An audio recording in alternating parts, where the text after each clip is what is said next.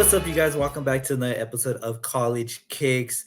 As always, I'm your host, Gio. And as you can see from the title of today's episode, we have the Big West regular season champions, UC Santa Barbara, joining us today. Head coach Tim Vom Steeg, along with other players from the team, joining us to talk to us today just about the whole season, winning the regular season championship, going to the postseason as first place, and everything that has to go with it. But before we get to that, as we know, as I always usually do here, we talk about the standings of the Big West. And now, since the regular season has ended, we're going to be looking at the final standings of the Big West regular season and how each team moved around. Because from the prior episode, we had about, I believe I did it with a game or two left in the regular season. So there was still teams that stand, and there's some big ones. So we're going to talk about it real quick, and we're just going to jump right into it. You'll notice the difference. It was a pre-recorded uh, interview with them. So you'll see the difference in the lighting here and everything. But we'll get right into it and just have a good time with this. But looking here, we see, like I said, the new regular season champions, UC Santa Barbara, up there at 17 points, and they have essentially tied it with UC Irvine with 17 points. Both teams going 4-0 and 5 with they're looking essentially the same right there. I believe the difference really the difference about it is really the difference about it. I really can't tell you other than part just the goal differential, really, because the two of them tied in their matchup 0-0. So I can't really tell you why, other than UC Santa Barbara was ahead throughout the majority of the season because of points and everything. But yeah, UC Santa Barbara gets a tie at the end of the final game of the season against CSUN, 1-1, a game that CSUN was leading, and UC Santa Barbara was even a man down. The foul that led to the free kick of CSUN getting the lead. UC Santa Barbara, their player gets a double yellow, gets a red card. So they're down, and they come back to tie it. But in that game, as you see these movements here, a lot of these moves, another game that was going on that was very important, you guys noticed, Cal State Fullerton, they were in first, and now they end the regular season in fourth because in that game, UC San Diego beat them 1-0, and that changed the landscape of it. But we're going to talk to the guys from UC Santa Barbara today, too. You see that there. UC Irvine, second place, 17 points. Like I said, if you have not lost a game in this conference, you should be in the top 2, top 3 for the lowest. But, that's where it has them. Number 3, Cal Poly finds himself right there, just right above, right there in third place. Also 17 points, but they had more wins, but they also had losses and less ties. So, what kind of stands out? Cal State Fullerton misses it by 1 point in the last 3 games. They're unable to get the points that they need to just hold first place, like I talked about in the last episode. So, if you haven't heard it, just listen to that. Now there will be another episode where I talk more in depth about the final standings. Fifth place, UC Davis finds himself getting that fifth place spot. And then we see here UC San Diego finds himself in that 6th seed, that final spot. They climbed their way up to the top. What helped them was CSUN not getting the points that they need in those final 2-3 games, like I talked about. Cal State Bakersfield dropping out because UC San Diego gets their first win by beating Cal State Bakersfield. And that's essentially a game of the tiebreaker. As you see here, they're tied at 11 points. The two of them, but that tiebreaker is what gives them the lead. UC San Diego does get 2 wins out of the last 3 games, and I believe the last episode we talked about was the last 2 games. They did lose to Sac State. I believe that was Sac State's only win of the season, but UC San Diego gets the job done. They beat Bakersfield, which was number 3 at the time, and then they beat Cal State Fullerton at the end, and that was the game changer, the shifting of the standings there. And just missing it, you see Cal State Bakersfield unlucky. That loss for them was very important. They needed a win or even a tie would have put them in that 6th spot. UC Riverside missing it there at the bottom, and you see CSUN ending with 6 points, and then at the very end, we see Sacramento State ending with 5 points, which is better than what I thought. They got their win that they need, that they would like to have at least one win this season. They got that against UC San Diego. But just look at the standings, you see right here the teams that missed it just out. But yeah, I mean, like, look, standings are crazy, and I'll do another episode on the standings and how they go. But yeah, this episode we're focused more on UC Santa Barbara, and we're going to talk more about it. So that's just how the standings went on, and let's just get right into it with the guys. Hi guys, welcome to College Kicks. Thank you guys for joining me here. We have Coach Tim Vom Steeg. We have center back duels of Calle Mollerberg Andrew Kamienski, and midfielder Ocean Salari. Hi guys, thank you for joining. Hi Gio. Awesome. Thank you. Hi guys. So I want to start off with the most obvious thing here, and I'm gonna show it right here on the screen. You guys are the Big West champions of the regular season here. Your Instagram post has you guys right there. Congratulations. It's a big part of your guys' season and how things have gone so far. Kind of just want to start it off with, walk us through, any of you guys could jump in, walk us through just your thoughts and how the whole season played out for you guys and everything like that.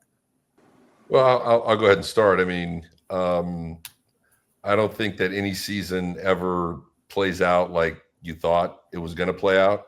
I think that we, it probably started pretty early on where we had a certain idea of how we were going to play. It was based on the players coming out of spring. And then we went down to San Diego State for our scrimmage before we opened at Oregon State. And we lost 2 players in that game, 2 starters. And it kind of meant that when we went up to Oregon State, we tried to stay with kind of our same system or same shape, and it just didn't work. And from there, we started to try to find something that worked for us. So we kind of bounced around. I mean, it included Calle playing in midfield. It included the fact Andrew missed some games. It included, Ocean coming in and out of lineups. It was just a lot of different, just kind of scrambling. And the problem was that I had put together a pre-league schedule that included, I mean, at this point, I just looked it up the other day. We played 4 teams that are now top 20 RPI. And literally they were all on the road. So it's kind of a tough schedule to try to find yourself. It was a tough go, but I think that experience of having to kind of struggle through has made us a tougher team. And I think it's made us a team that's had to deal with some really negative. And instead of quitting on the season, as we know, we've struggled scoring goals. We just decided to turn our attention to not giving up goals. And, it's appropriate that you've got both our starting center backs here. And so we're just basically, we relied on our defense. Owen came along and started to play, well in goal in terms of kind of giving us a different dimension. And to be fair, I thought the climax to our season in terms of really showing how far we came was the game up at Cal Poly, where, that was our season. We had to go up to a really difficult place to try to get a result, much less a win on the road. So at this point, I again, every game is tight. Every game comes down to one play. We're happy our defense, we've only given up 3 goals in conference. And now we're trying to find, offensive spark plugs. And I think, Ocean, should have a big part of what happens over the next couple games. So again, it wasn't exactly the story that I would have thought was going to happen at the start of the year. But there's your picture. It's kind of like finding a way. So I think this team has found a way to win a championship, and now we need to find a way to win 2 more games. That was the coach's perspective. I'm sure the players have something else to say. Yeah, I mean, adding on to what Coach said, like, we started off pretty rough, but I felt like as a team, it just took time to figure out what actually worked. As he said, we started focusing on defense, which then gave us some results, which is kind of what we needed to just get going. Like, it was pretty rough just losing early on. It was not what we expected, but not losing in conference is pretty good regardless. There's a lot of ties or a lot of wins, but yeah, I think we're ready for what's about to come, Davis, now on Saturday. So I have a good feeling about that. Ocean or Andrew, any guys want to add on to that? Yeah, I can add on. I mean, I think like what they said is pretty spot on. Like we we struggled a little bit in the beginning trying to find ourselves. I mean, we were definitely playing good teams. But yeah, I think we definitely ended up finding ourselves, and yeah, I think I don't know. I rate our team skill level wise and potential a lot higher than the teams in our conference, and as long as we play to our level and we don't play, towards the other teams' levels, I think we have a good chance at going far. Honestly, especially holding down our defense, Drew and Kali, and even Haruki, and now Owens being stepping up pretty big. Yeah, I just feel like our defense, as long as we hold it back there, with myself and other attackers up top, I trust in us to find a goal and get out of the game. So yeah, I think we found ourselves at a good time. So Yeah, I mean, I definitely agree. And I don't know if Coach, you know this, or you guys as a player know this, but I looked at how the regular seasons and the close seasons ended the last 5 years from 2021 for you guys, for UC Santa Barbara. And in the last 5 years, you guys have won the regular season in 2021. You guys got second in 2022, third in 2023, second last year, and you guys got first again this year. But what stood out to me the most compared to the other ones is that this season you guys won it being undefeated, while the last few seasons you guys had lost at least one game in the Big West. But this year you guys went undefeated, and like that's really hard to do. And like I've said this before, in the Big West where it's very physical, you know the league itself, a lot of teams play very physical, and you guys have a lot of like just really close competition. Like Coach said, it was really tight. What does that mean to you guys, especially you guys, the center back duel, knowing that you guys were able to keep you guys from losing games, whether it was from getting conceded goals on, or you, Ocean, playing in that midfield where you guys got needed goals to either get the win or get the tie. Yeah, I mean, I feel like it's been really important. We know we struggled early on with scoring goals, so now I feel like we've shifted that tone into like we only need one goal to come out on top, because we don't really feel like we're going to get scored on.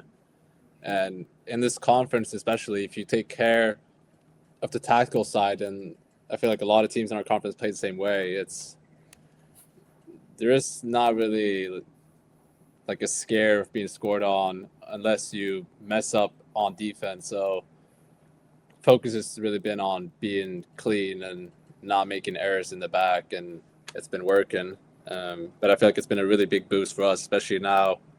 It's like 11, 12 games unbeaten in a row. So, yeah, I feel like our team has kind of gotten a spine. Like, we're not going to lose any games. We have that mentality, which has been helpful a lot. I would tell you, too, that I think the difference between this year's group versus the last couple that you mentioned, I really feel like we're working harder at getting back behind the ball. We're working harder at helping each other on defense. We have, because we've spent such a large amount of time working on our offense and being known as a team that's going to put up goals and attack. Oftentimes we get into these tough game situations, and what you really need is just a lot of work coming back on defense. And I feel like this group, the game that jumps at me is the game, that we lost to Davis last year in the championship game last year. And, we didn't really double down. We didn't really do enough defensively to really shut them down. we were more worried about how we were going to score goals last year. So I think when we went up to Cal Poly and we went up to Davis this year, there was these teams are having to go through several players before they find a chance to score. So I think there is a renewed emphasis, and I think that these players have been willing to do the work. And I think ever since we kind of flipped the whole script around, which is, how are we going to score goals, to making sure that they're not scoring, then let's figure out how to get one. That's kind of fueled the turnaround.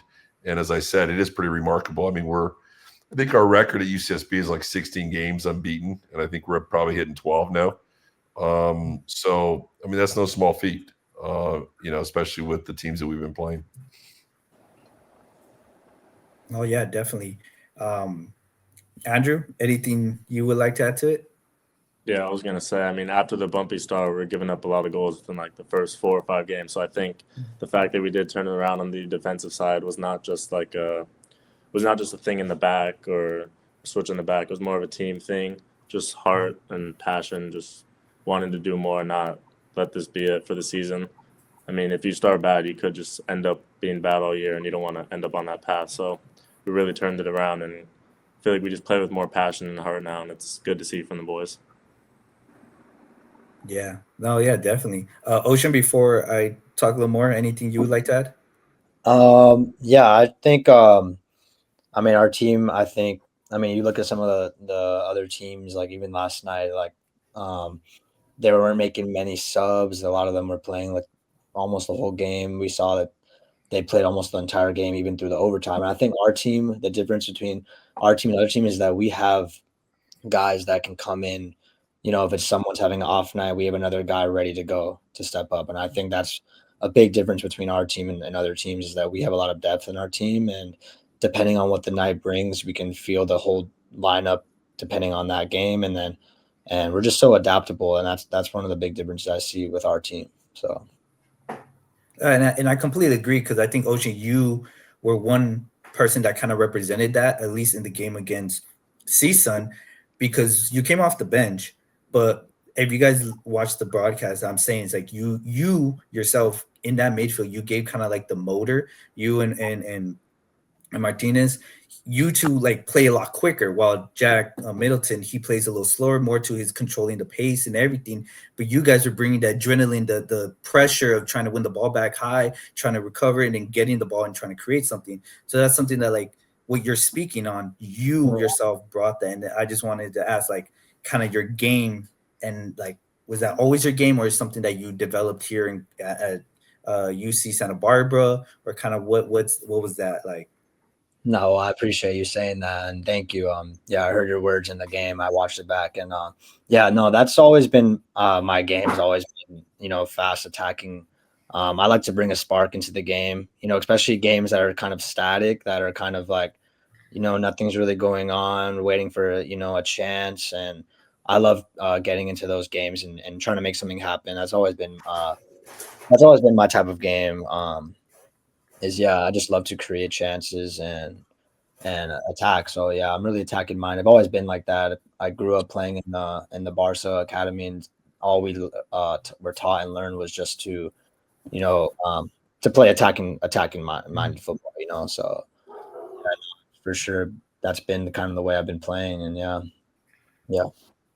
No, that doesn't make sense, because right off the bat, when you came subbed in, I was like, all right, he's gonna start trying to take shots. And sure enough, the first touch you do, you try to set it to the left, you hesitate a little, and you take a little further touch, and then you shoot it. And it was kind of what, like, at least when I watched the film, was like, that was the first thing that I caught really quick about you, was those chances on that. So, and like, I have a cousin who was in the Barca Academy. He just switched. Oh yeah. And when they would come play here in LA, and we would watch him, he was a center back, moved to like CDM, but he was also a little more offensive minded too, where from there he would try to look to attack. So, just pointing out, adding on to what you said, when you're coming from there, it's like, it makes sense, seeing that another person's also seeing that perspective of it. But before I ask the rest of you guys the question, I do want to point out, and no jinx on here, I'm knocking on wood, I have wooden table. you guys won the championship when Coach Von Steeg, when you guys won in 2021 first place of the regular season, you guys ended up winning the championship.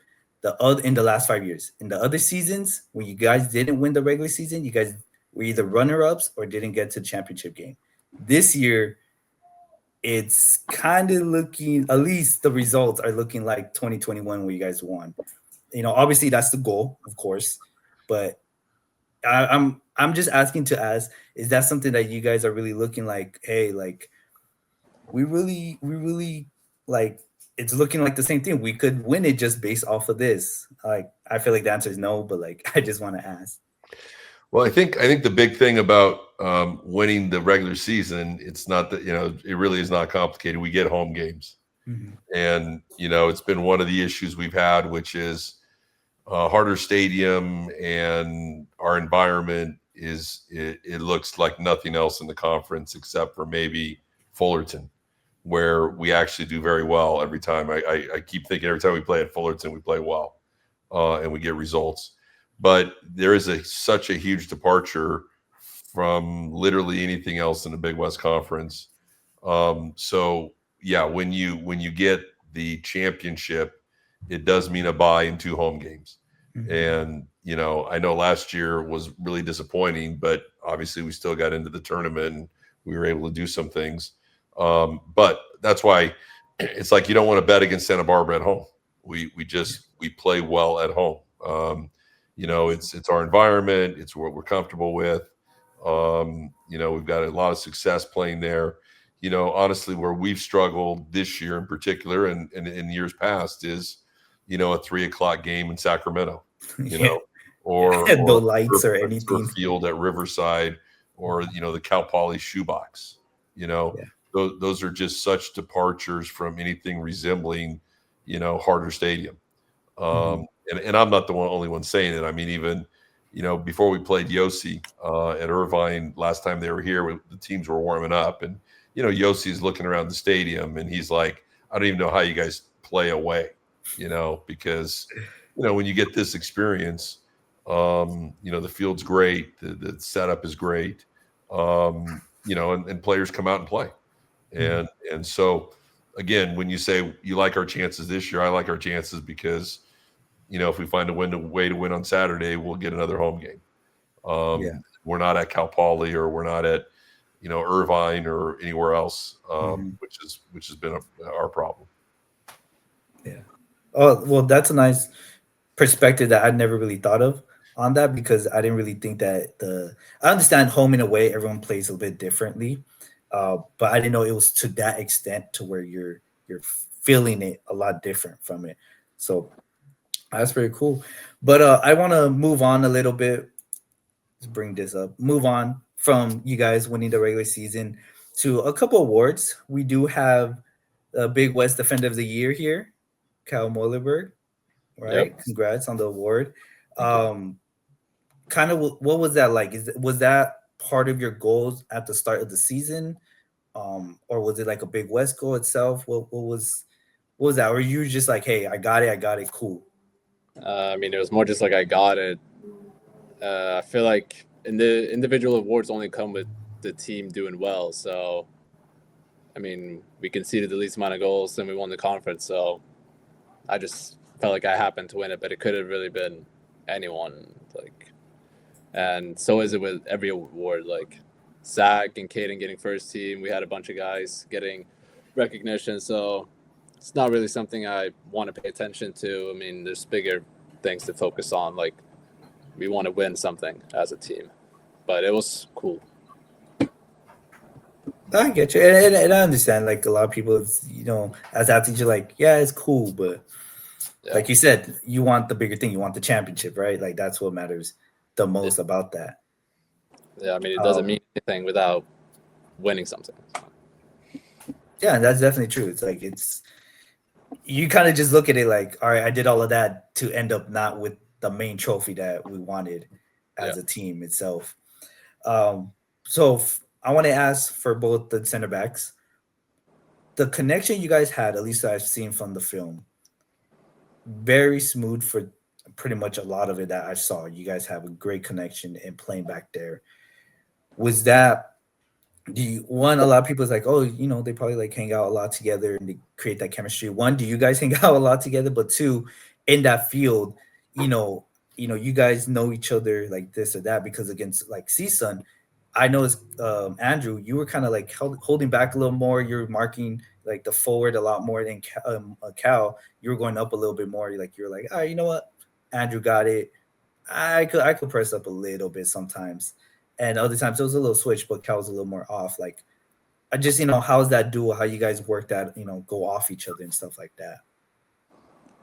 Yeah, I just think it's like it's a bigger understanding like on the field. It also comes with chemistry off the field, like hanging out. But I think it's also a lot to do with just being smart, just as players, as individuals. Both of us are very smart, I would say. So I think that like we can just read the game and each other from the chemistry that we have and use it to both benefit our team and each other and defending. Then we can push up more players. So I think it's just trust and confidence in each other to let each other do like their own thing.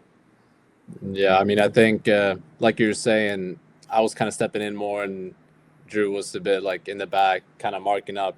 And I feel like for us, we know that, I know that there is no striker in the Big West that's going to get past Drew if it's an open field anyway. So it's like, I feel like I have that trust when I go in and I do stuff because of, who's behind me.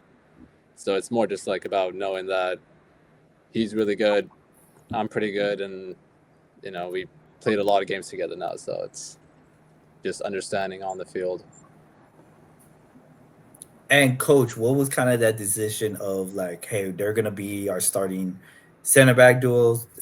They're pretty much going to be the ones playing majority, if not all the games, majority of the games. Yeah, I mean, the idea originally, recruiting wise, Calle came in and he came in we had an issue with his knee. And if you look back at our season 2 years ago, or I guess 3 years ago now, but that was a big hit for us. We had high expectations. We recruited him and Andrew in the same recruiting class. The idea was to pair them up. Andrew, we had to kind of float him around a little bit. As center back's a really hard position to play, especially at UCSB, because we ask so much of them. We build out through our center backs. We ask them to be on the ball. They have to be comfortable on the ball. It's one thing if you put two guys there and kick every ball down the field, but that's not us. So it's very unusual to have a freshman center back. But as soon as we got Andrew kind of acclimated, Calle was able to get his knee fixed. And so what should have happened maybe a year earlier happened a year later. So these guys have been together the past 2 seasons. I think there's a good balance. I think the balance is right in terms of, kind of Andrew description wise is kind of your bigger physical presence, big time athlete. You can kind of leave him 1v1, and then, Calle, you want to put the ball at his foot and let him dictate the play in the back. So there's that balance which you picked up on in that game. We had to go to that a lot more because obviously we were down a man, down a goal, and about to lose the championship. So we had no choice. In the end, both of them can cover anybody. And if we have to, like even when we played Marshall, I'm very comfortable having them get matched up with anybody. And if we're down against Davis, we'll probably do the same thing. We'll match them up and push more players forward. But yeah, it's a chemistry. They both are comfortable.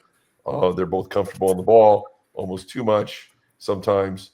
But in the end, what separates them from all the other center backs in the conference is the fact that they can both defend anybody and also move the ball around and make great decisions in terms of building out of the back. And it's unfortunate, when you talk about the all conference, I thought our entire back line, I thought Haruki had a good season for us. We're fortunate that he came back. We got an extra year. Eddie has been the unsung hero for us at left back. But anytime you put up all conference and you put up your whole back line, coaches start to pick one out.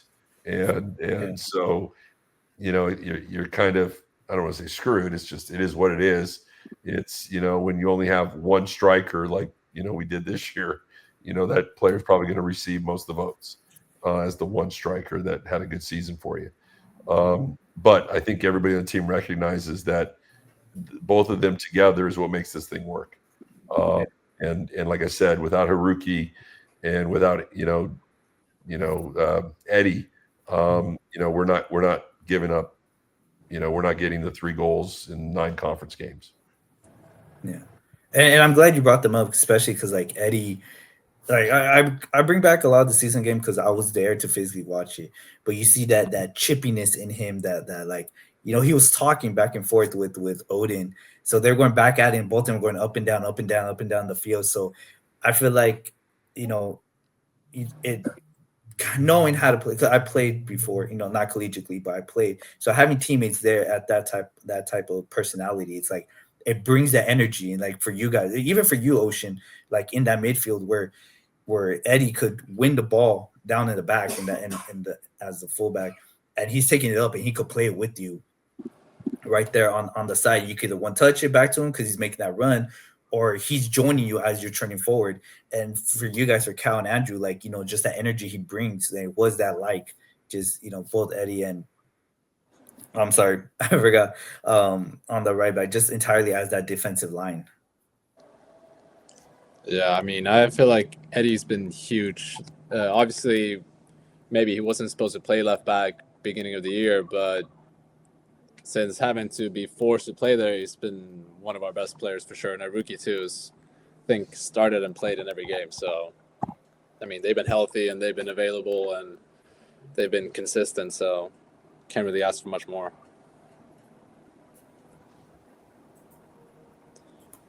Ocean, anything on like how he he helps you out in that midfield? Because like like I said earlier about the energy, like he's someone that I also think like he gives you the ball and he's running up with that intensity, right? The purpose of trying to get across or something in, and you're taking it up with Noegard or Jack or Martinez or like Borgeson. Like all you guys are pushing up at the same time. Kind of feels like you guys are a lot at the same time. Yeah. What's kind of how the help is. Yeah, I mean, I understand Eddie's game a lot. We've been playing with each other for a little bit of time. In the spring, we worked with each other a lot, playing in the midfield actually before Peleg got injured. But yeah, I know Eddie loves to go forward, and yeah, me and him have a good understanding of each other. We like to play with each other, and yeah, like I just know that he's going to be up there with me. So I know we're going to have a 2v1 on the side, and then I know he loves his left foot just as much as I do. So whether he goes wide, I know he can get the service, or if I'm wide, then he can be inside. And yeah, it's like adaptable in that way. So Eddie has definitely been huge for us, for sure. Yeah, no, definitely. You noticed that already. But another huge player I think is gonna kind of take an impact. And I want to ask you, Coach, is Jack gonna be able to play on Saturday because of the red card he got against CSUN? No, we lose him for Saturday, so it carries over, right? Yeah. So that carries over, even if it's the last game, it still carries over. Even if anyone, I mean, Callie's been playing the last, I don't know how many, with 4 yellows, so we got out of that one. And then Ramsey's Martinez was also carrying 4 yellows, so it's weird to think that we got out of that game with both those players not picking up yellows, but then we lose Jack. So it is. Look, it's again, like everything else, we just have to find the next player. And as Ocean mentioned earlier, I don't think of anyone in the conference has used more of his bench than me. So we've a player like Ethan hadn't played probably in 2 or 3 games, came in. Dom hadn't played a lot of minutes, and then he came in. So I mean, that game turned on those 2 guys who hadn't played many minutes for us in several games. So that's the key to the team, and I think that our ability to run a lot of guys into the game is going to be huge for us, especially against the Davis team that played so many minutes. No, yeah, I think it does hurt a lot. Like I said earlier, just the way he plays the game and tries to control it. it turned around and like played differently. And then I didn't think that was a double yellow during that moment. I thought that foul was a little too soft to be given a yellow. A foul, sure, but like a yellow, I didn't think it was enough. I think he should have stayed in. But like we're saying, Ocean and Ramses, Martinez, I think you guys did a nice job in that midfield, specifically of just recovering, holding it tight, and trying to create attacks off there, because even with one man down, you guys still look like you had 11 on the field. Like you guys are still playing with that intensity and that level, and it's something that it's to me it was so surprising, because I didn't really see that. Like I didn't see where you guys were down in other games, down by 1, and you guys were still continuing to like that. But this one, it popped up so clearly, because you guys are like, hey, we're down 1 goal, we're down by a man, and we're still fighting, we're still in here. So that was really, really interesting and really crazy to see. One player I do want to bring up, and for Ocean, or for also the center backs, how you guys feel. But on the other side, Zach saving list, he already has 4 goals, 3 assists in just 13 starts of the 18 games he's played. I mean, how much of a help like he has been, how great has it been, and just like him being able to create opportunities or finish opportunities. He's second behind Boba Fofana, who has the 5 goals and the 1 assist this season. And Coach, are we going to see a lot of minutes of both of them on Saturday? Well, Zach, I think what separates Zach from, the reason he's so useful and so positive for our team is just his energy and his work rate, his athleticism to get onto things. He's a tireless runner. So he literally, as we started the season, we've been working with basically 4 strikers, and he kind of has won the spot because of what I just mentioned. His running, his competition, his ability to get up on balls. The finishing has been the one part of his game that he still needs to work on. And it's not really the finishing, the actual shooting of the ball. It's Zach just kind of he kind of runs to where he thinks the ball is, versus running to where the ball might be and where I need to be to get the goal. So he's still a young player. I mean, he's just entering his sophomore year. He played some for us last year. So we still feel like his upside is huge. But at this point, he got us arguably the biggest goal of the year. We needed a goal with 15, 20 minutes left. He made the run. We find him the ball. And, there was a lot of forwards that either would have tried to shoot the ball early or push it by the goalie. And that was a great finish. He lifted it over his shoulder, got us the goal that we needed. And so he right now, as I said, has won the spot. Everybody else, whether it's Booba or the other players that we have attacking, it's I think Ocean mentioned it. It's a matchup, it's a combination, it's game to game. When you play a Cal Poly and it's 10 guys behind the ball all hitting you, versus a Northridge the other night where the game opened up, or if you play Fullerton. So we have different players with different skill sets. And the key for us is to be able to match the right players for who we're playing. And then for Saturday, to be honest with you, I mean, I'm excited about Saturday because I think we can actually get after them. I think that we can get going on this team. I think that we can, do what we did in the second half of Northridge, but instead of waiting to be a man down and playing with our backs to the wall, what if we came out with that same approach to start the game? If we can do that, I think we can really set the tone and maybe bury 2 or 3 balls in the first half. So that's the real pitch for us is to balance our defense and some players that can give us more defending with throwing the whole like against Northridge didn't matter. It's like, look, we're down a goal, we're down a man. Callie, you go mark up somebody, Andrew, whatever. Ocean, pick up balls and just go. We just got to go. We put Caden at right back. So, there's still a balance there on Saturday, but we do have to be able to get after them at the start of the game and not wait till halftime. So yeah, I mean, I had some notes here about you guys about that. Coach, you kind of pointed on it. One of my question was, is there a strategy change for Saturday? You guys are playing UC Davis, or is it kind of Right. like the same? What was that? But like you said, Yeah, I think, and we were actually talking about that. Well, you were off in Hinterland there. I think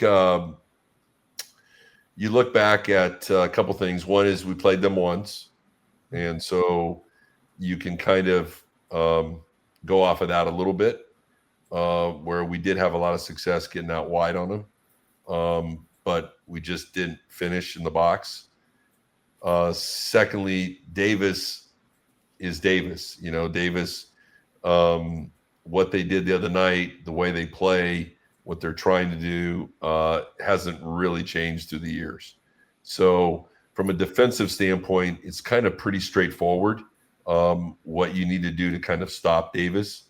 One of the things at the top of the list, though, is they literally have 5 guys that are 6'3" or bigger. So you do have to be very mindful about corner kicks and set pieces, because we all know that in playoff games, set pieces wins games, or it can change games. So if we're playing Fullerton, the last thing you're doing is talking about a lineup on the field based on size. But against Davis, you do have to look at that. Secondly, when you make your subs, you have to be careful that you don't sub 3 players and then all of a sudden get really small in the field. And then here comes the corner kick or a free kick or something, and you have your 5'8" player covering a 6'3" player. And now all of a sudden give up a goal. So Davis requires you to think about some other things that Fullerton doesn't. You also have to, Davis has a long throw. Davis has this real physical element about their game where if you don't match their athleticism, especially in midfield, they can pick up every second ball and run at you. So we do have to be mindful of our lineup and our rotations and our players, so that we always have a balance on the field. As I said, against Fullerton, you don't have to think about that part of it. Against Fullerton, you just have to make sure you got guys that are tracking. They're good players.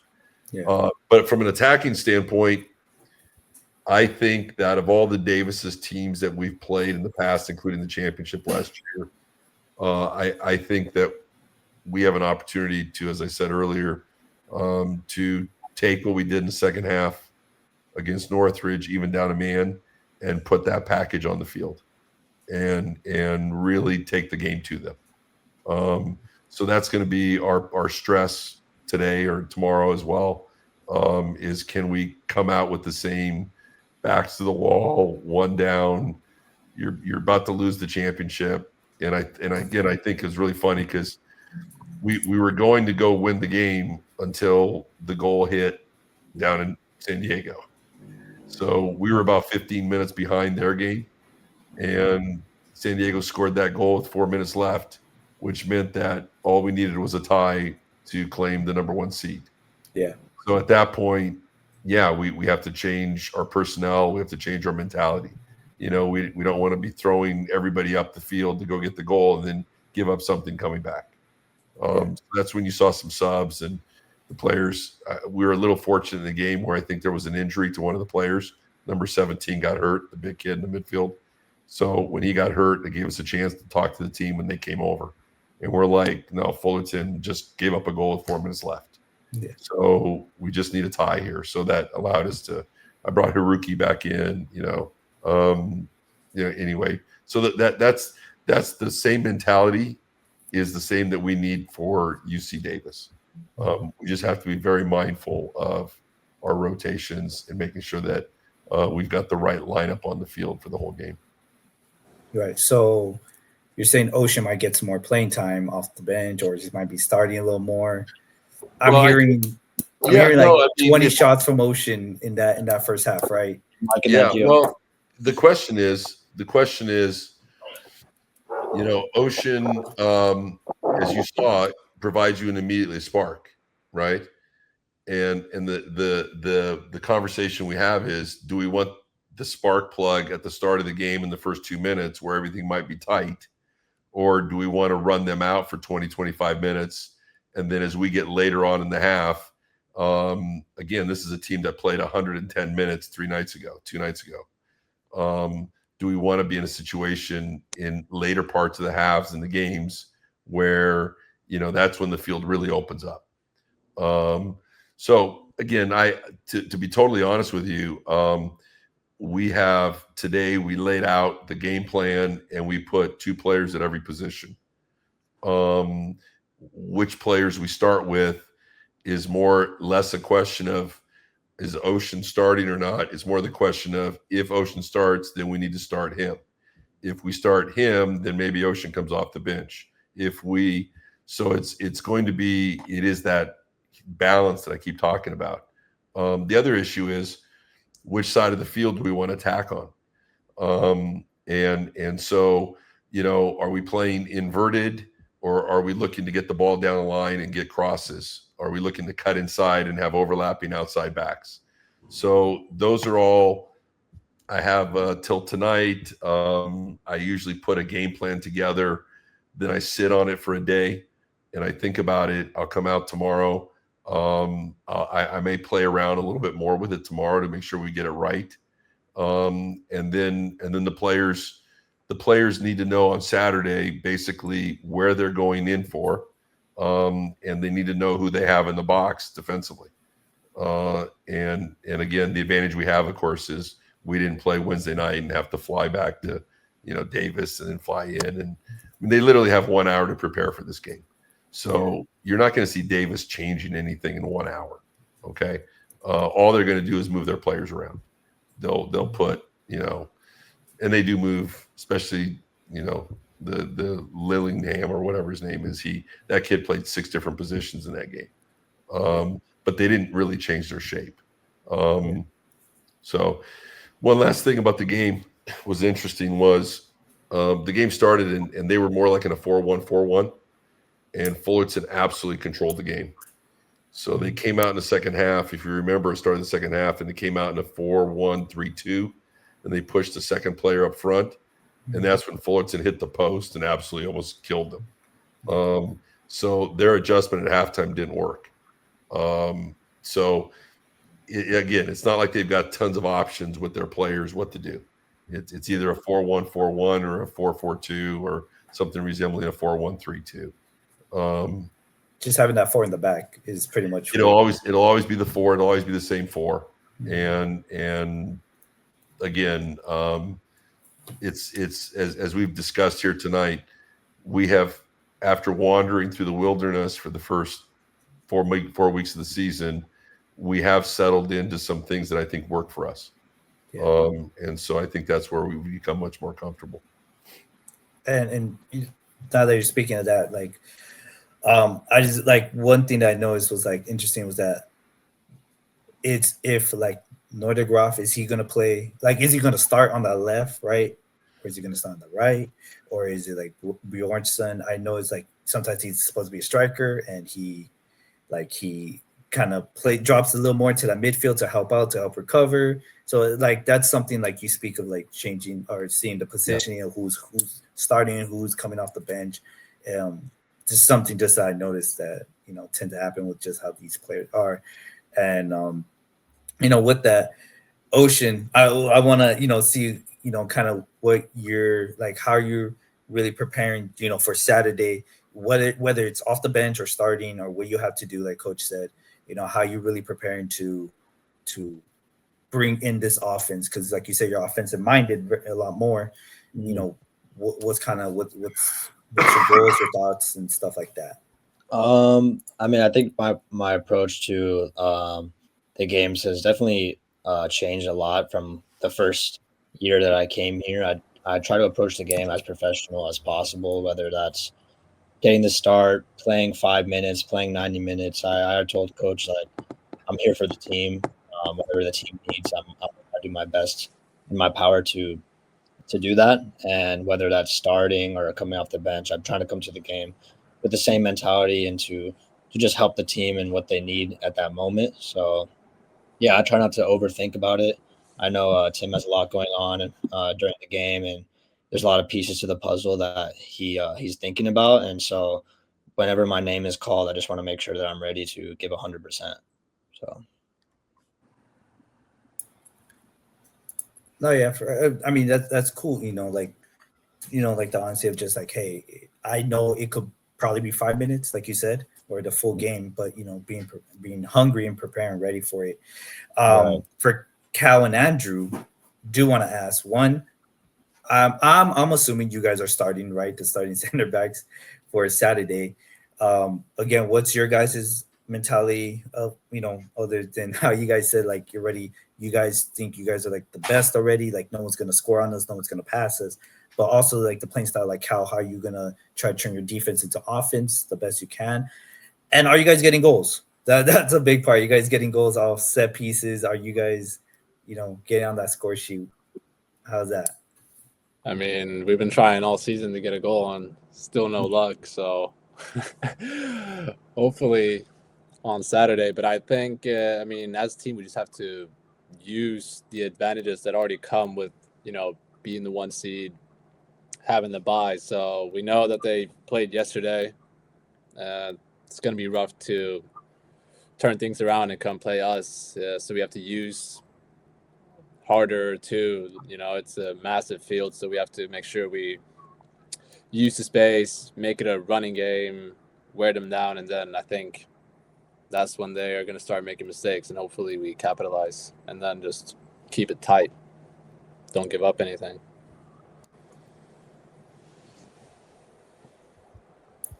Andrew, anything to add?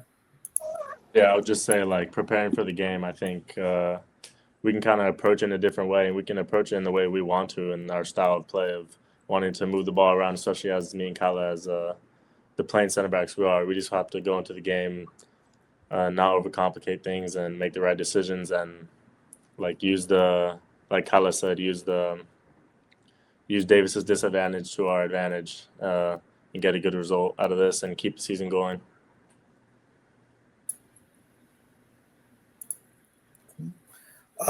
Well, guys, we're getting kind of close to the end here.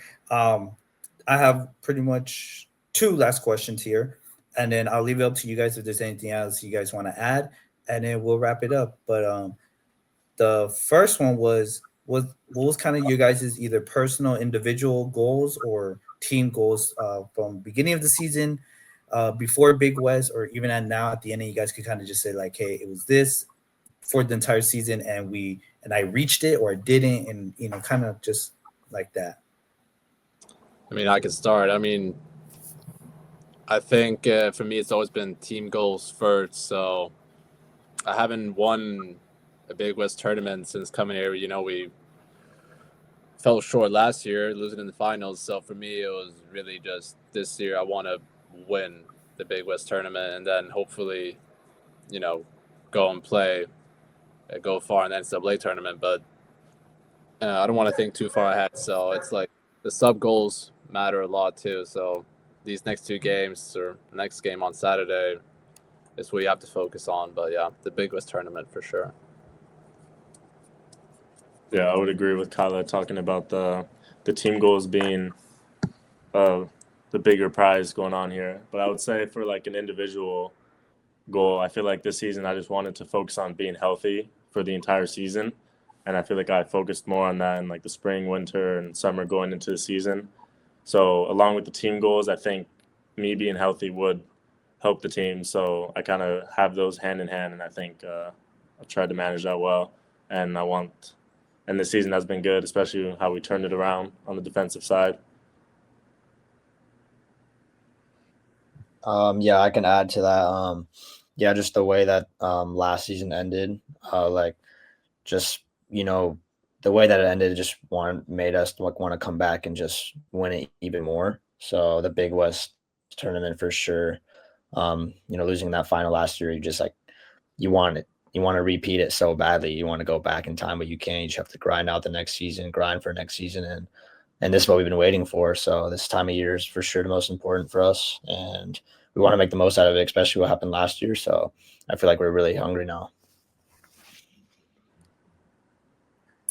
Yeah, I would just simply add that, we caught a break last year. I mean, not that we didn't earn it, but we got the at-large bid, and we turned a really negative situation like losing at home and maybe the end of the season to beating UCLA. And obviously we were there, right at the end with Stanford on PK. So, those were, anytime you win any NCAA playoff games and you're in that conversation of, top 32 teams or top 16 teams in the country, and which is where I thought our team should have been last year.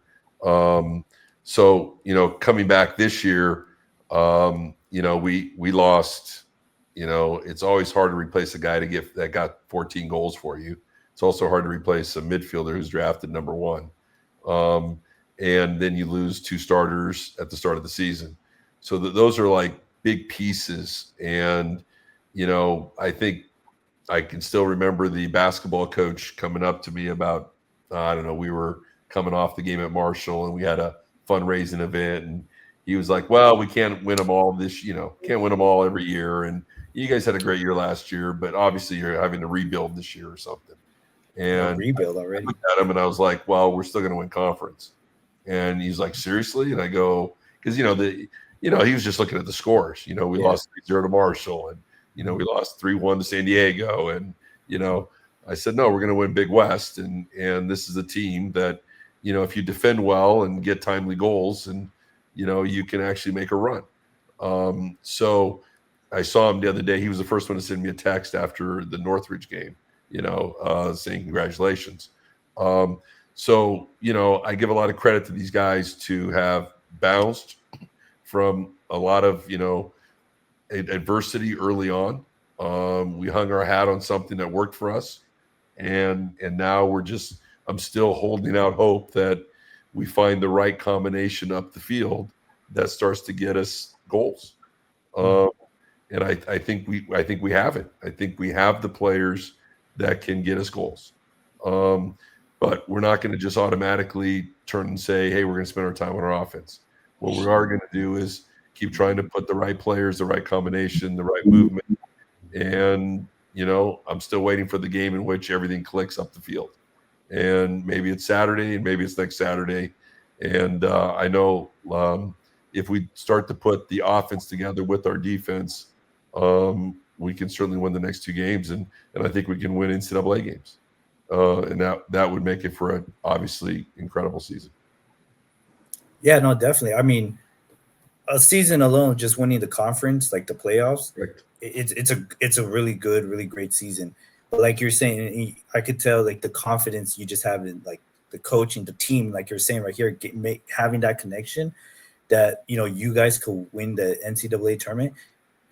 I only say it's a big one because there's a lot of teams, but like I understand where you're having that confidence in your players and like, hey, we still have that little bit to connect, and we're going over there and we're winning that. And I understand it's a big one. It is a really, really big one. And you guys are coming out undefeated of the Big West. Why not represent, the Big West and get that going? One question I did have, a little off the soccer topic of it, but kid recruiting. I heard a story by my co-broadcaster at Mollerberg when you were coming from Sweden to play college soccer, that apparently you were looking like in Pittsburgh, or you're getting recruited by a team in Pittsburgh, and then you ended up coming to the UC Santa Barbara and picking here. One, is that true that it was Pittsburgh? But 2, like, was it a day and night type of picking, or was it like close? Or coach, what did you tell him to get him to California? Actually, the that one was actually Steiner. Steiner was the one that was being recruited by. It was actually Penn State, and they flew him to watch a Penn State football game, and it was 19 degrees. It was a whiteout, but it was 19 degrees, and he had just come from 72 degrees in Santa Barbara.